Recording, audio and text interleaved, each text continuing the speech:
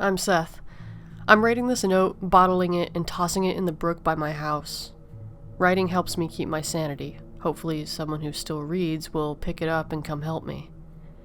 It started a month ago. I was down in my basement office on my computer watching old Mystery Science Theater 3000 reruns.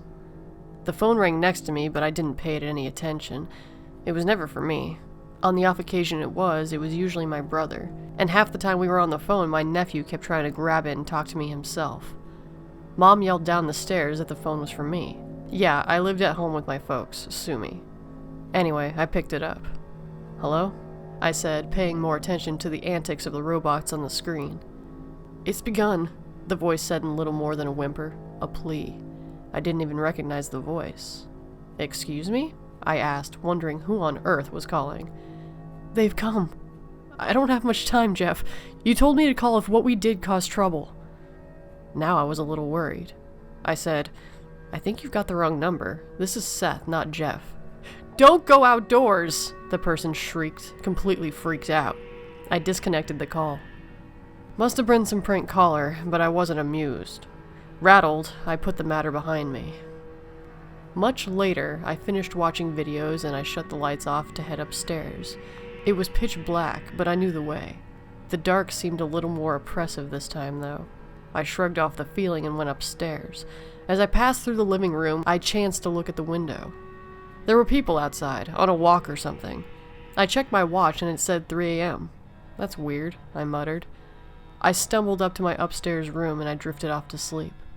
I was a fool that first night, and if I recognized what I had seen, I would have saved myself the terror and just stepped outside. The next morning, the news was on. Odd, since my dad usually turned to the sports channel before he went off to work. I didn't even glance at it as I threw on a tie and stumbled into the bathroom. An uneasy feeling crept into my gut as I did my morning routine. I usually had to fight for the bathroom space, but today there wasn't a sound. I peeked out of the room and I saw the front door was open, but the glass storm window wasn't. There wasn't a sound. Looking outside, I saw those same people I'd seen the night before. I opened the door. Immediately, their heads snapped towards me. I recoiled and leapt inside as quickly as I could, feeling something catch at my ankle as I did so. Their faces were fixed in expressionless gazes, their mouths slightly agape and dripping blood.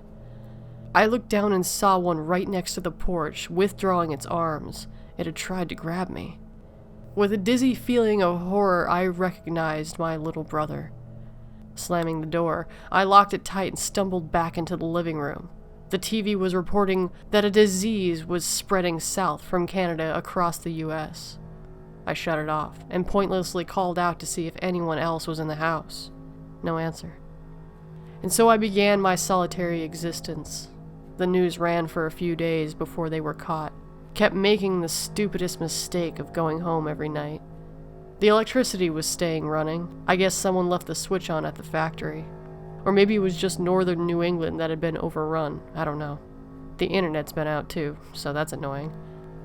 While the news was running, they called them zombies, going back to that old standby. I guess it works. I mean, they didn't do a whole lot. They were definitely dead.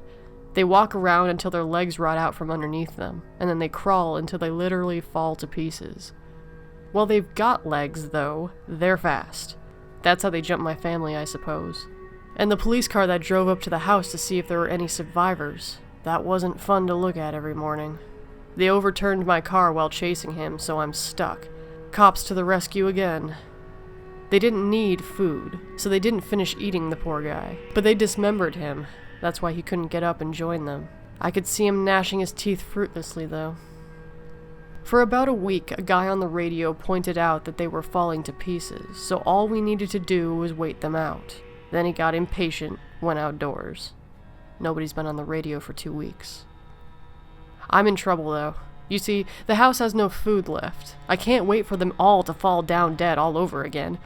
I've made a couple of expeditions to the general store. Luckily, I had that sword collection upstairs. They're all too slow to catch me when I run, but there are so many that I sometimes panic. Last time, they nearly caught me.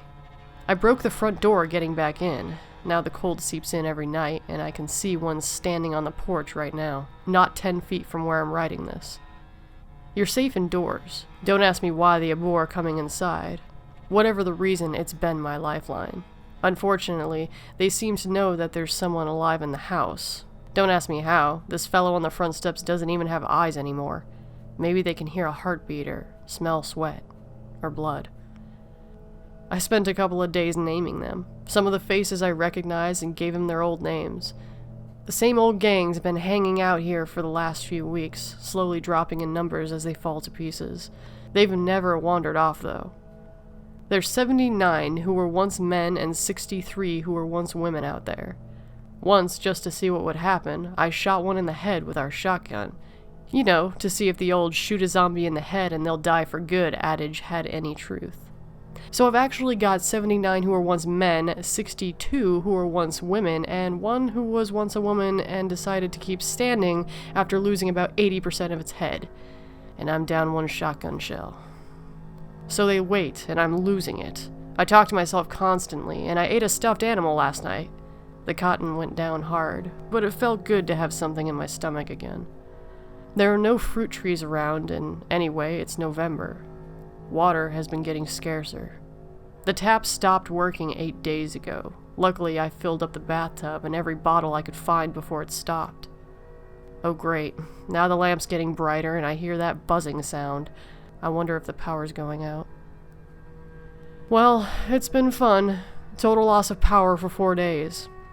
Ever try sleeping in the dark knowing there's things just outside that'll kill you and make you one of them at the first chance they get? Probably, since these things are everywhere as far as I can tell.